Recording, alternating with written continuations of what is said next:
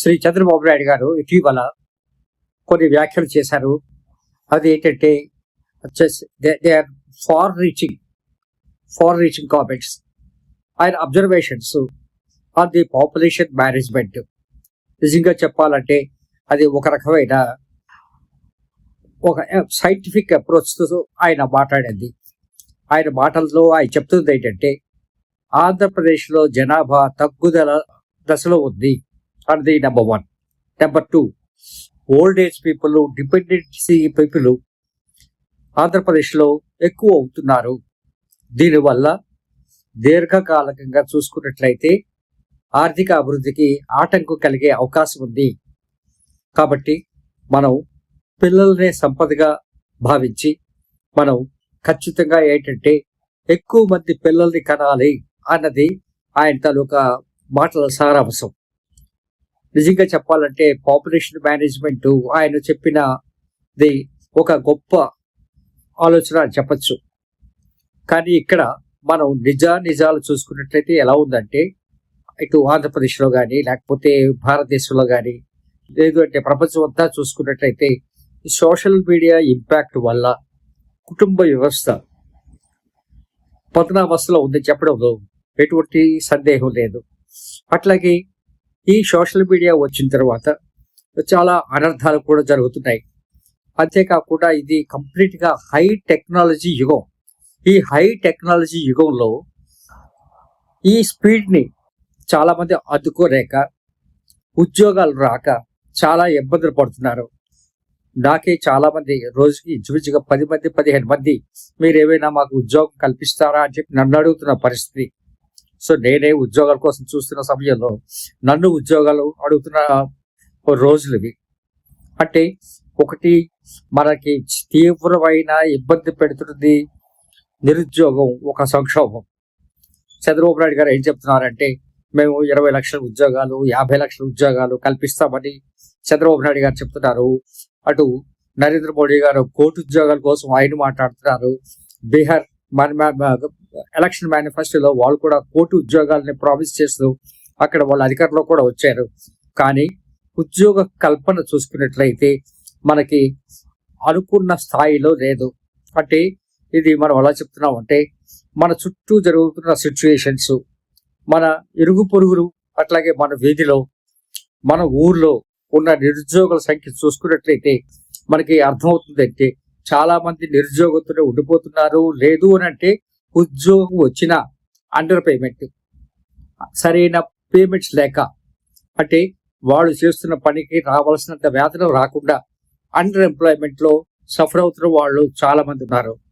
అంతేకాకుండా ఈ రోజుల్లో వివాహ వ్యవస్థకి చాలా మంది కట్టుబడి ఉండట్లేదు. అంతేకాకుండా ఈ రోజుల్లో యూత్ అంటే అటు అమ్మాయిలు కానీ అబ్బాయిలు కానీ 30 సంవత్సరాలు వచ్చినా సరే పెళ్లికి సిద్ధంగా ఉండట్లేదు. వాళ్ళ పెళ్లికి ఆలోచన కూడా లేదు. ఒకవేళ పెళ్లి చేసుకున్నా సరే ఆ పెళ్లిళ్ళు కూడా ఇంచుమించుగా 60 to 70% ఆఫ్ పెళ్లిళ్ళు నిలబడట్లేదు. అట్లాగే జీవన వ్యవహార శైలి కానీ, లేదు అంటే వాళ్ళ లైఫ్ స్టైల్, లేదు అంటే స్టాండర్డ్ ఆఫ్ లైఫ్ ఇవి చూసుకున్నట్లయితే ఇప్పుడు వస్తున్న తలసరి ఆదాయం అటు చంద్రబాబు నాయుడు గారు లేదంటే నరేంద్ర మోడీ గారు చెప్తున్న లెక్కలకి ఎక్కడా సరిపోవట్లేదు.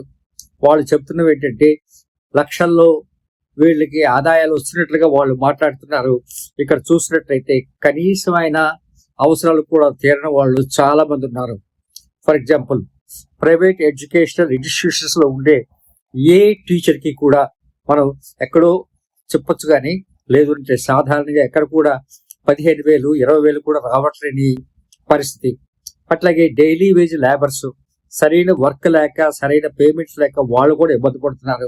ఎక్కడ చూసినా ధరల పెరుగుదల, అది ఆర్టిఫిషియలా లేదు అంటే నిజంగానే పెరుగుతున్నాయా చూసుకున్నట్లయితే ఎక్కడ కూడా ధరల పెరుగుదల.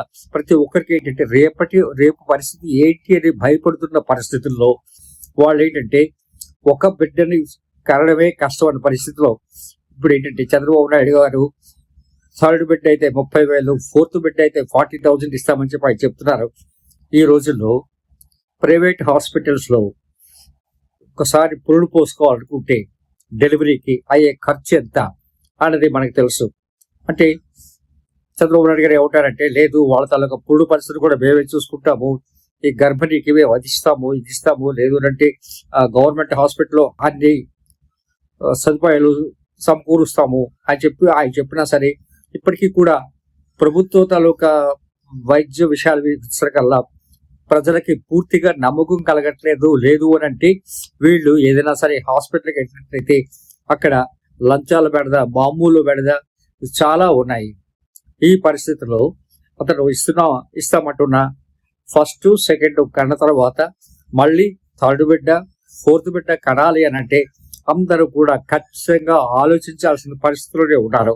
కారణం ఏంటంటే జీవనకి సరిపోయిన తలసరి ఆదాయం రాకుండా మేము మా పిల్లల్ని పెంచగలము అన్న నమ్మకం వాళ్ళకి రాకుండా చంద్రబాబు నాయుడు గారు చెప్పేది ఏంటంటే, లేదు మేము తల్లికి చదువు పంపించినట్లయితే ఇంత ఇస్తాము అంత ఇస్తాము అన్నది, ఇవేవి కూడా ఆయన ఏంటంటే డిపెండెన్సీని నేర్పిస్తున్నారు తప్ప ఇండిపెండెంట్ గా మీకు ఉద్యోగ అవకాశాలు ఇవి కల్పించాము అని చెప్పి చూపించింది లేదు. కావాలంటే చంద్రబాబు నాయుడు గారు ఒక్కసారి ఆంధ్ర యూనివర్సిటీ కానీ లేదా మిగతా యూనివర్సిటీస్ లో గెస్ట్ ఫ్యాకల్టీకి ఆయన ఇస్తున్న శాలరీ ఎంత అనేది ఒకసారి ఆయన గమనించుకోవాలి. ఇప్పుడు ఏంటంటే ఎన్ని వేకెన్సీలు ఉన్నాయి, మీరు ఎన్ని వేకెన్సీలు తీయాలనుకుంటున్నారు, ఫుల్ఫిల్ చేయాలనుకుంటున్నారు, అందులో గెస్ట్ ఫ్యాకల్టీకి ఎంత పర్సంటేజ్ మీరు ఇవ్వాలనుకుంటున్నారు, మిగతా వాళ్ళు మీరు సెలెక్ట్ చేయకపోయినట్లయితే 10 సంవత్సరాల నుంచి గెస్ట్ ఫ్యాకల్టీగా పనిచేసి ఇప్పుడు వాళ్ళకి ఉద్యోగాలు లేకుండా అయిపోయిన తర్వాత వాళ్ళ పరిస్థితి ఏంటి, వాళ్ళు ఎక్కడికి వెళ్తారు. విశాఖపట్నంలో హైయెస్ట్ తలసరి ఆదాయం వచ్చినట్లుగా వాళ్ళు మాట్లాడుతున్నారు. కానీ ఇక్కడ వాస్తవ పరిస్థితులు లేదంటే ప్రజల్లో వస్తున్న అసంతృప్తి కానీ మీరు అర్థం చేసుకోవడానికి ప్రయత్నం చేయాలి. మీరు ఇటువంటి ఒక మంచి ఆలోచనతో పాపులేషన్ మేనేజ్మెంట్ కోసం, పిల్లల్ని పెంచడం కోసం మీరు చెప్తున్నప్పుడు మీరేంటంటే సరిపోయిన కండిషన్స్ కూడా మీరు క్రియేట్ చేయాలి. మీరు ఏం చెప్తున్నారు అనంటే, ఖచ్చితంగా మేము పాపులేషన్ మేనేజ్మెంట్ లో 3rd, 4th కోసం మేము ఖచ్చితంగా మీకు సరిపోయిన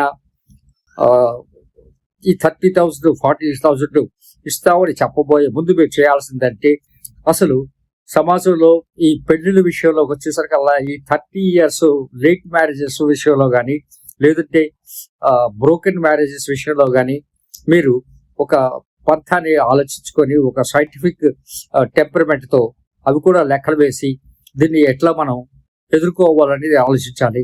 సాధారణంగా ఎలా ఉందంటే రాజకీయ నాయకులు లేకపోతే ముఖ్యమంత్రి గారు లేకపోతే ఉప ముఖ్యమంత్రి గారు వీళ్ళ మీద ఏమైనా కామెంట్స్ పెట్టినట్లయితే మాత్రమే వాళ్ళు యాక్షన్స్ తీసుకుంటున్నారు తప్ప సోషల్ మీడియాలో జరుగుతున్న మిగతా విషయాలు ఎవరు కూడా పట్టించుకోవట్లేదు.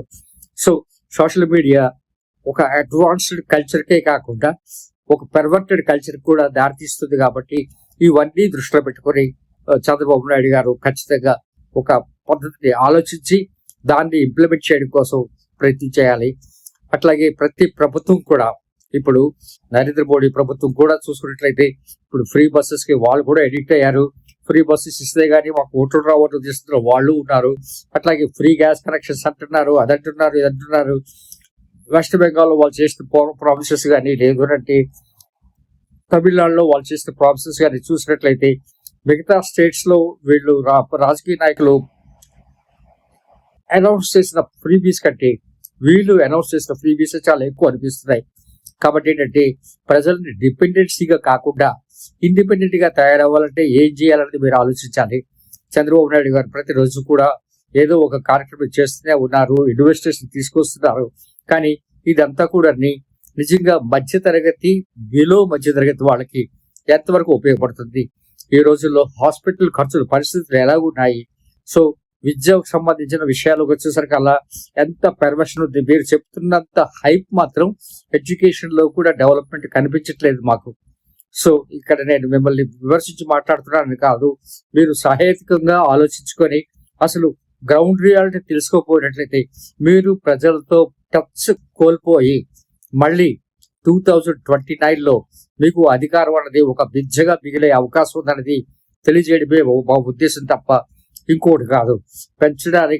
పెంచగలము నమ్మకం వస్తేనే అసలు ఫస్ట్ చైల్డ్, సెకండ్ చైల్డ్ పరిస్థితులు ఎలా ఉన్నాయో ఒక్కసారి మీరు ఒక సర్వే చేయించండి. దానికోసం తీసుకోవాల్సిన చర్యలు ఏంటో చూడండి. ఎందుకోసం అంటే ఒక దీర్ఘకాలికమైన ప్రణాళిక మీద మాత్రమే జరుగుతుంది. యువతలో పెళ్లి చేసుకుంటే బాగానే ఉంటాం అన్న ఒక నమ్మకం కలిగే పరిస్థితి కలగాలి. అట్లాగే యువతలో ఏంటంటే ఒక రకమైన కుషన్ మనం క్రియేట్ చేయాలి అరౌండ్ దిస్ వన్. ఈ సోషల్ సిచ్యుయేషన్స్ విషయంలో కానీ ఇవన్నీ కూడా మనం ఆలోచించాల్సిన అవసరం ఎంతైనా ఉంది. Thank you very much. All the best.